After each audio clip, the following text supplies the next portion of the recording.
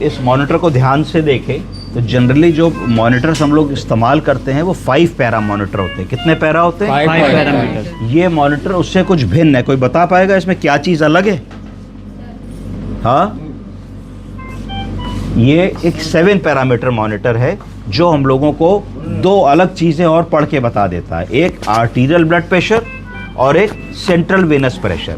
तो लाल रंग से जो आप ग्राफ बना देख रहे हैं और ये बीपी पढ़ रहे हैं, बीपी 112/57 जो आ रहा है, ये किसी बीपी कप से नहीं नापा जा रहा है। इसको हम लोगों ने क्या किया है कि पेशेंट की आर्टरी से ब्लड सीधे मशीन से जोड़ दिया है एक सिस्टम के थ्रू, जिसको ट्रांसड्यूसर कहते हैं। क्या कहते हैं? ट्रांसड्यूसर। ये जब मरीज आए थे तो इनका ब्लड प्रेशर इतना कम था कि वो ब्लड प्रेशर रिकॉर्डेबल ही नहीं था, और हम बार बार फाइल पे लिख रहे थे सिस्टोलिक सिस्टोलिक, तो उससे कोई मतलब नहीं हो रहा था। वो बस लिखे चले जा रहे थे सिस्टोलिक, क्योंकि ना नापने वाले को मिल रहा था, ना नर्सिंग अफसर को मिल रहा था, ना डॉक्टर को मिल रहा था।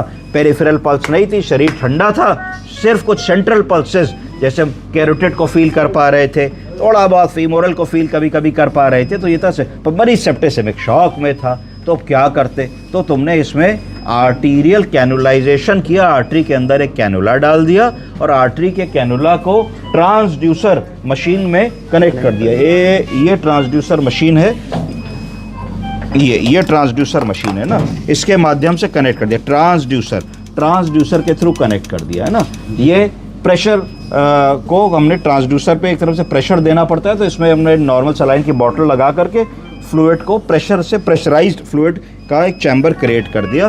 और अब फिर ये जो हमारा बीपी इसमें आ रहा है, ये एक्चुअल बीपी 103/54, यानी कि ये हर पल्स के साथ वेरी कर रहा है, हर पल्स के साथ एकदम सेंसिटिव है। इसमें कोई चीज़ प्लस माइनस नहीं हो सकती कि नर्सिंग अफसर ने गलती कर दी, डॉक्टर ने गलती कर दी, समझ नहीं पाया, दोनों हाथों में अलग अलग बीपी आ गया, मिस्टेक हो गई। तो कभी भी सिक मरीज है तो देखो, अगर ध्यान से इस मॉनिटर को देखो, इस मॉनिटर पे फोकस करो, तो ये एक्चुअल बीपी आ रहा है, हर धड़कन पे बीपी चेंज होगा। अब अगर मानो कि मैं मरीज को थोड़ा सा टैप करूंगा, जब टैप करूंगा तो इन रिस्पॉन्स हार्ट बीट बढ़े या घटेगी, तो ये ब्लड प्रेशर चेंज होगा। देखो 130/40 है, अब मैं पेशेंट टैप कर रहा हूँ, देखो 100/52 हो गया है ना।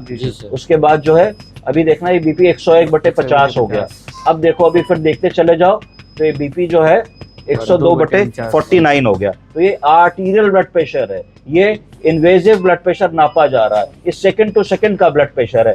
अर्थात ये इतना स्पेसिफिक है कि मरीज को हर क्षण पे जो एक्चुअल बीपी है वो तक आप देख सकते हैं। तो कभी भी जब मरीज सिक होगा, जब इतना बीमार होगा कि आप उसका 15-15 मिनट पे बीपी या 20-20 मिनट पे बीपी नापने से आपको रिस्क लगेगा कि नहीं इतनी ही देर में गड़बड़ ना हो जाए, तो हमेशा हमें आर्टीरियल ब्लड प्रेशर मॉनिटरिंग का ऑर्डर दिया जाता है, जिसको हमको एक हमारे डॉक्टर आके डालेंगे। पर नर्सिंग अफसर का काम है कि उस आर्टीरियल ब्लड प्रेशर मॉनिटरिंग को ऑनेस्टली मॉनिटर करें और देखें। कई बार क्या होता है कि आर्टीरियल लाइन बीच बीच में ब्लॉक हो जाती है। जब ब्लॉक होगी तो ये जो वेव फॉर्म बन के आ रही है, ये वेव फॉर्म बन के आना पहले धीमा होगा, फिर बंद हो जाएगा। इसका मतलब है कि ट्रांसड्यूसर के ड्रम का कनेक्शन ब्लड के फ्लो से नहीं हो पा रहा ठीक से, तो उसको इम्पल्स नहीं मिलेगी। जब इम्पल्स नहीं मिलेगी तो पल्स नहीं आएगी, जब पल्स नहीं आएगी तो गलत रीडिंग आएगी। इसके लिए उसमें फ्लशिंग का एक सिस्टम होता है कि आप उसको नॉर्मल सलाइन जो प्रेशर से है उसको 10 ml सिरिंज में भरते हो और फ्लश कर देते हो।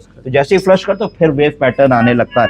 वेव पैटर्न आने लगता है मतलब कि आपका बीपी सही मॉनिटर हो रहा है। एक और इससे फायदा हो जाता है, एक फायदा ये होता है कि बार बार इतने बीमार मरीज में आर्टीरियल ब्लड सैंपल निकालना होता है एबीजी के लिए, क्योंकि आपकी आर्टरी के अंदर एक लाइन पड़ गई है। तो ऐसे मरीज में बार बार आपको आर्टरी प्रिक नहीं करनी, अगर दिन में 6 बार आपको सैंपल लेना है, खाली आपने उसी ट्रांसड्यूसर में एक सेक्शन होता है, वहां से आपने अपना आर्टीरियल ब्लड विड्रॉ किया, बाकी सलाइन फ्लश किया और आपको बार बार आर्टीरियल सैंपल मिल गया। कभी भी लॉन्ग टर्म पेशेंट जो सिक होगा और आईसीयू में होगा, उसमें सेंट्रल लाइन भी पड़ेगी और आर्टीरियल लाइन भी पड़ेगी। आर्टीरियल लाइन का यही चमत्कार है कि हमारा बीपी एक्चुअल आ रहा है। अब इसको आपको नॉरेट बढ़ानी है, घटानी है, वैसोप्रेसिन जोड़नी है, नहीं जोड़नी है, डोब्यूटामिन से रिप्लेस करना है, दवा कम करनी है, बीपी ठीक हो गया है, ये सब चीजें आप बहुत मेटिकुलसली इससे देख सकते हैं। समझ गए आप लोग?